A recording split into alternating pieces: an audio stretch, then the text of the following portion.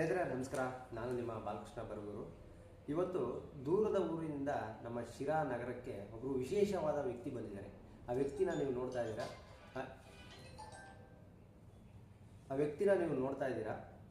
ಆ ವ್ಯಕ್ತಿ ಯಾರು, ಏನು, ಅವರು ಯಾತಕ್ಕೋಸ್ಕರ ಈ ಶಿರಾ ನಗರಕ್ಕೆ ಬಂದಿದ್ದಾರೆ ಅಂತ ಹೇಳ್ಬಿಟ್ಟು ಅವರಿಂದನೇ ನಾವು ಒಂದು ಎಲ್ಲ ಸಂಪೂರ್ಣವಾದ ಅವ್ರ ಬಗ್ಗೆ ಎಲ್ಲ ಒಂದು ಮಾಹಿತಿನ ತಿಳ್ಕೊಳ್ಳೋಣ. ಬನ್ನಿ ಸರ್. ನಮಸ್ಕಾರ ಸರ್. ನಮಸ್ಕಾರ ಸರ್. ನಿಮ್ಮ ಹೆಸರು, ನಿಮ್ಮ ಪರಿಚಯ ಎಲ್ಲ ನಮ್ಮ ವೀಕ್ಷಕರಿಗೆ. ನಮಸ್ಕಾರ. ನನ್ನ ಹೆಸರು ಮಂಟಲಿಂಗಾಚಾರಿ. ನಂಜನಗೂಡು ತಾಲೂಕು ಮಡಿನಹಳ್ಳಿ ಗ್ರಾಮ. ನಂಜನಗೂಡು ತಾಲೂಕು ಉಳ್ಳಳ್ಳಿ ಹೋಬಳಿ ವ್ಯಾಪ್ತಿಯಲ್ಲಿ ಬರೋಂಥ ಗ್ರಾಮ ಸರ್, ಮಡಿನಹಳ್ಳಿ ಅಂತ. ಓಕೆ ಸರ್, ನೀವೇನು ಉದ್ಯೋಗ ಮಾಡ್ತೀರಾ? ಕಾರ್ಪೆಂಟರ್ ಸರ್, ಮರಗೆಲಸ. ಓಕೆ. ಈಗ ನಿಮ್ಮ ಬಗ್ಗೆ ನಮ್ಮದ ಶಿರಾ ತಾಲೂಕಿನ ಸ್ನೇಹಿತರು ಒಂದು ಸಾಕಷ್ಟು ಪ್ರಚಾರನ ಮಾಡ್ತಾ ಇದ್ದಾರೆ. ಯಾವ ರೀತಿ ಅಂತಂದರೆ, ಇವರು ತಮ್ಮ ವೃತ್ತಿಯಲ್ಲಿ ಕಾರ್ಪೆಂಟರ್ ಆಗಿ ಬಡವರಿಗೆ ಮತ್ತು ಒಂದು ವಿದ್ಯಾಭ್ಯಾಸಕ್ಕೆ ಬೇಕಾದಂತಹ ಎಲ್ಲ ಸೌಕರ್ಯಗಳನ್ನ ಸಣ್ಣದಾಗಿ ಒಂದು ಸಹಾಯ ಮಾಡ್ತಾ ಇದ್ದೀರಂತ. ಇದ್ರ ಬಗ್ಗೆ ನೀವೇನು ಹೇಳ್ತೀರಾ? ನಾನು ಇದು 8ನೇ ವರ್ಷ ಸರ್. ಈ ಆಗಸ್ಟ್ 9ನೇ ವರ್ಷ ದಾಟ್ತೀನಿ.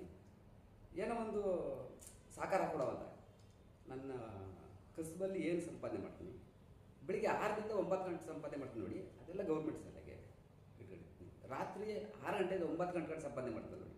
ಈ 2 ಟೈಮಲ್ಲಿ ಸಂಪಾದನೆ ಮಾಡೋಂಥ ಹಣನ ಗೌರ್ಮೆಂಟ್ ಶಾಲೆಗೆ ನಾನು ಕೊಡ್ತಾ ದಾನ ಮಾಡ್ತೀನಿ. ದಾನ. ಸ್ನೇಹಿತರೆ ಕೇಳಿದ್ರಲ್ವಾ, ನಾವಿವತ್ತು ಎಷ್ಟೇ ದುಡಿದ್ರೂ ಸಾಕಾಗಲ್ಲ ನಮಗೆ. ಆದರೂ ಇವರು ದುಡ್ಡಿನ ತಾಯಿ, ಅದರಲ್ಲೂ ಆ ದುಡಿದಿರುವಂತಹ ದುಡ್ಡನ್ನು ಬೇರೆಯವರಿಗೆ ಸಹಾಯ ಮಾಡೋದು ಇದೆಯಲ್ಲ, ಅದು ನಿಜಕ್ಕೂ ಒಂದು ಏನಂತಾರೆ, ಒಂದು ಸಂಪೂರ್ಣವಾದ ಒಂದು ಮನಸ್ಫೂರ್ತಿಯಾಗಿ ಸಹಾಯ ಮಾಡ್ತಾರಲ್ಲ, ಅದು ನಿಜಕ್ಕೂ ಒಂದು ದೊಡ್ಡ ಗುಣ ಅಂತ ನಾವು ಹೇಳ್ಬೋದು. ಇವತ್ತು ನಾವು ಶಿರಾ ತಾಲೂಕು ಬುಕ್ಕಾಪಟ್ಟ ಹೋಬಳಿಯ ಜಾನ್ಕಲ್ ಅನ್ನೋದು ಒಂದು ಸರ್ಕಾರಿ ಶಾಲೆ ಹತ್ರ ಒಂದು ಸುವರ್ಣ ಮಹೋತ್ಸವ ಮಾಡ್ತಾ ಇದ್ದಾರೆ. ಅಲ್ಲಿಗೆ ಇವರು ಗೆಸ್ಟಾಗಿ ಬಂದಿದ್ದಾರೆ. ಇವತ್ತು ಸಹ ಸರ್ಕಾರಿ ಶಾಲೆಗೆ ಬರೀ ಕೈಯಲ್ಲಿ ಬಂದಿಲ್ಲ. ಅವರು ಒಂದು ಸಣ್ಣ ಒಂದು ಗಿಫ್ಟ್ ತಂದಿದ್ದಾರೆ. ಅದ್ರ ಬಗ್ಗೆ ಸರ್? ಅದೇ ನಾನು ಫೋಟೋ ಕಾರ್ಯಕ್ರಮ ಅಂತ ಇಟ್ಕೊಂಡು 23/2/2024ರಿಂದ ಇವತ್ತಿಗೆ 1 ವರ್ಷ. ಈ 1 ವರ್ಷ ಅನ್ನೋದನ್ನ ನೆನಪಾಗಿ ಶಿರಾ ತಾಲೂಕು ಸ್ಕೂಲ್ನೇ ಹಾಸ್ಕೊಂಡು ಇಲ್ಲಿ ಬಂದಿರೋ ಸರ್. Okay okay. ಇವತ್ತು 1 ವರ್ಷ. ಸ್ನೇಹಿತರೆ, ಶಿರಾ ತಾಲೂಕು 3 ಸ್ಕೂಲ್, ನಿಮ್ಮ ಸ್ಕೂಲು, ನಮ್ಮ ಸ್ಕೂಲು, ಸ್ನೇಹಿತರೆ, ಶಿರಾ ತಾಲೂಕಿಗೆ ಇವ್ರು ಬಂದಿರೋದು ನಮಗಂತೂ ಖುಷಿ ಇದೆ. ಆದರೆ ಇವರು 3 ಶಾಲೆಗೆ ತಮ್ಮ ಕೈಲಾದಂಥ ಒಂದು ಗಿಫ್ಟನ್ನು ತಂದಿದ್ದಾರೆ. ಏನಪ್ಪ ಗಿಫ್ಟ್ ಅಂತ ಹೇಳ್ಬಿಟ್ಟು ನಾವು ನೆಕ್ಸ್ಟ್ ವಿಡಿಯೋದಲ್ಲಿ ತೋರಿಸ್ತೀವಿ. ಯಾಕಂದರೆ ಅಲ್ಲಿ ಓಪನ್ ಮಾಡಿದಾಗ ವೇದಿಕೆ ಮೇಲೆ ಇವತ್ತು ತೋರಿಸ್ತೀವಿ. ಅದೇ ಥರ 3 ಶಾಲೆಗೆ ಕೊಡ್ತಾ ಇದ್ದಾರೆ. ಒಂದು ತಿಮ್ನಳ್ಳಿ ಶಾಲೆ, ಇನ್ನೊಂದು ನಮ್ಮೂರು ಬರಗೂರು ಶಾಲೆಗೆ.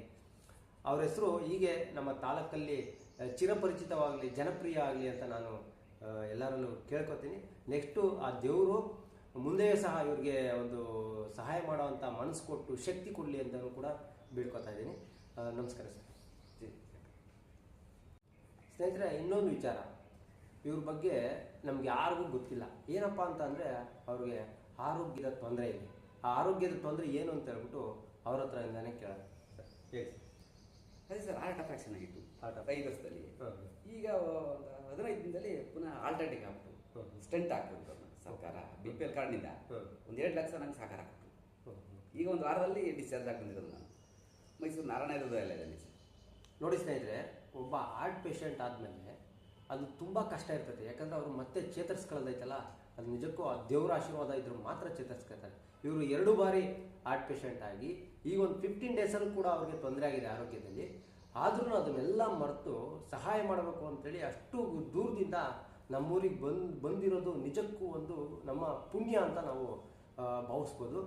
ಜೊತೆಗೆ ನನ್ನ ಎಲ್ಲ ಬಾಂಧವರಲ್ಲಿ ಏನಪ್ಪ ಕೇಳ್ಕೊಳ್ಳೋದು ಅಂತಂದರೆ, ಇನ್ನೂ ಹೆಚ್ಚಿನದಾಗಿ ಅವ್ರಿಗೆ ಆರೋಗ್ಯನ ಆ ದೇವರು ಕರುಣಿಸಿ ಅವ್ರು ಇನ್ನೂ ಹೆಚ್ಚಿನದಾಗಿ ಸಹಾಯ ಮಾಡಲಿ ಅಂತ ಹೇಳ್ಬಿಟ್ಟು ನಾನು ಬೇಡ್ಕೊತಾ ಇದ್ದೀನಿ.